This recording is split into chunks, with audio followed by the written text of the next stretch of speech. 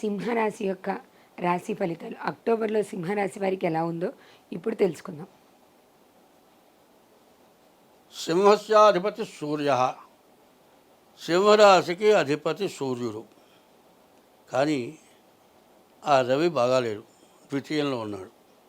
బుధుడు బాగున్నాడు, శుక్రుడు బాగున్నాడు, కుజుడు బాగున్నాడు.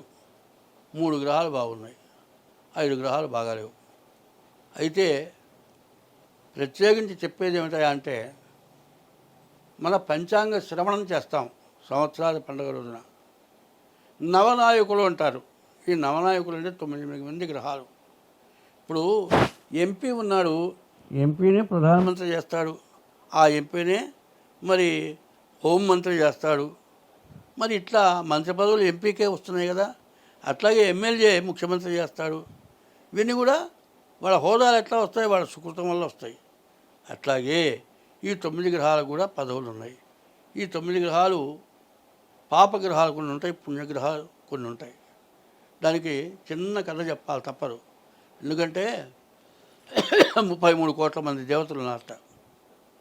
ఈ 33 కోట్ల మంది దేవతల్లో జక్షువులు అని 2 ఉన్నారు.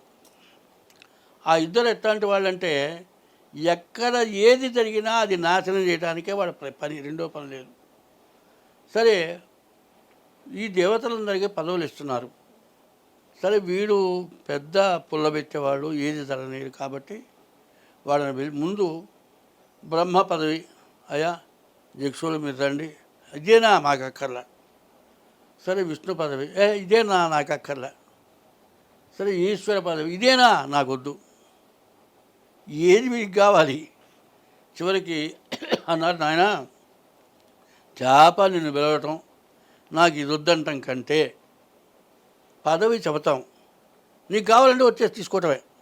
నీకు ఏ పదవి కావాలంటే ఆ పదవి మేము ఇవ్వటానికి దేవతలందరం సిద్ధపడి ఉన్నాం. నిప్పు నేను ఎత్తున పెట్టుకోగా చల్లార్చుకుంటాం. కాబట్టి నాయన మీ పదవి ఏది కావాలో ఆ పదవి తీసుకోండి అని చెప్పారు. జక్షువులు అనే పేరు ఏంటంటే కళ్ళు.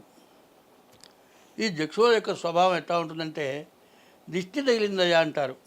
అన్నం తింటూ ఉండగా వాడు వచ్చాడు, వాడి దిష్టి కొట్టింది, ఇక అన్నం తినబుద్ధి పడట్లేదు, వాడి కళ్ళల్లో లేవు.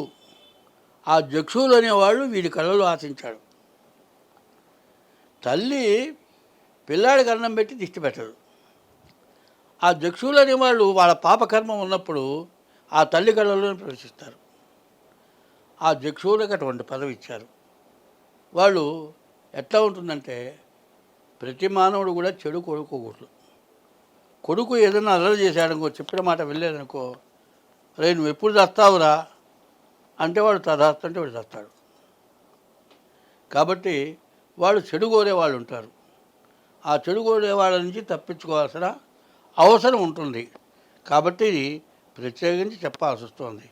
ఈ జక్షువులు అనేటువంటి వాళ్ళు ఎట్లాంటి పాపాత్మలో, అటువంటి పాపాత్మల వల్ల మనకు రకరకాలైన సమస్యలు, రకరకాలైన బాధలు వస్తున్నాయి. ఒకడు ఏం చేస్తాడు, బండ్ల మీద పోతున్నామండి, అన్ని మేకులు తెచ్చి రోడ్డు మీద పోస్తాడు. పక్కనే పంచర్ షాప్ ఉంటుంది, ప్రతివాడి బండి పంచర్ అవుతుంది. వీడు మేకులు పోసిన ఎవరైనా గుర్తిస్తాడా? గుర్తించడు. ఇట్లాంటివి చాలా జరుగుతూ ఉంటాయి. కాబట్టి ఈ రాశి సూర్యుడు చాలా ప్రధానమైన గ్రహం. ఎవరు ఎన్ని చేసినా క్షమించి వాళ్ళని మంచిగా మార్చేటువంటి స్వభావం సూర్య భగవానుడికి ఉంది. ఆ సూర్య భగవానుడికి ఏ గ్రహాలు బాగాలేవు, గురువు బాగాలేడు. తర్వాత రవి కూడా బాగాలేడు, బుధుడు ఒకడు బాగున్నాడు, కేతు బాగాలేడు, మరి శని బాగాలేడు, రాహు బాగాలేడు, గురువు బాగాలేడు, కుజుడు, శుక్రుడు, బుధుడు, ఈ 3 గ్రహాలే బాగున్నాయి. కాబట్టి ఈ రాశి వాళ్ళు ఎవరైనా సరే, ఎందుకు ప్రత్యేకించి చెప్పానంటే, మరి నవనాయకుల్లో 2 శుభగ్రహాలు, 2కే శుభగ్రహాల పదవులు వచ్చినాయి. మిగతా పాపగ్రహాలకే పదవులు వచ్చినాయి. దేశం కూడా పాపంతో చుట్టుకొని అవస్థపడుతోంది. కాబట్టి ఇప్పుడు ప్రతివాళ్ళు కూడా 24-25 సంవత్సరాలు వాళ్ళ జాతకాలు ప్రతి నెల చూపించుకున్నా కూడా తప్పు లేదు అంట. ప్రతిరోజు కూడా మనం జాతకాలు చూపించుకోవటంలో తప్పు లేదు.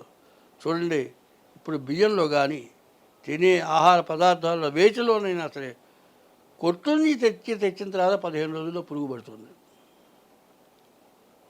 ఆ పురుగు చూడకుండా వండుకొని తింటే రోగాలు వస్తున్నాయి. ప్రతిదీ కనిపెట్టి ప్రవర్తించాల్సిన అవసరం ఉంది. కాబట్టి సింహరాశి వాళ్ళు మరి శనికి రాహు అష్టమంలో ఉన్నాడు, కుజుడు ఒక్కడు బాగున్నాడు, గురువు బాగాలేడు. ఈ గ్రహాలన్నిటికీ శాంతి చేసుకోవాలి అంటే ముందు మీ జాతకం చూపించుకోండి, జాతకరీత్యా ప్రవర్తించండి.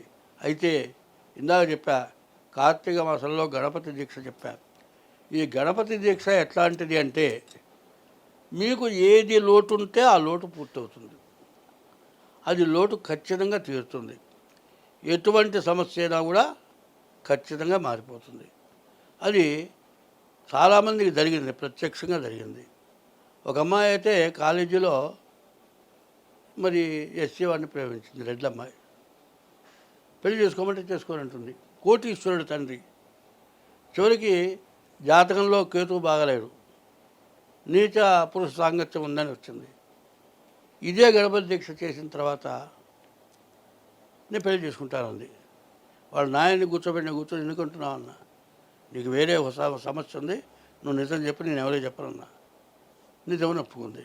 మరి ఇప్పుడు ఎందుకు మానుకున్నావు అంటే వాడు ఇంకో దాంతో తిరుగుతున్నాడు. అదే ఆ గణపతి పూజ చేయకపోతే ముందు పెళ్ళి అయ్యేది, తర్వాత ఇంకో దాంతో తిరిగేవాడు, నిన్ను తెలిసేవాడు. ఇట్లాంటి సమస్యల నుండి తప్పించుకోవాలంటే ఇటువంటి దైవారాధనలు చాలా అవసరం.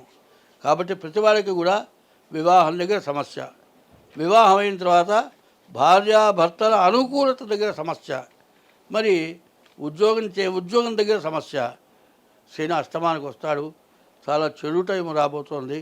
కాబట్టి ముందు మీ జాతకం చూపించుకోండి, మీకు అన్ని విధాలా మంచి జరుగుతుంది.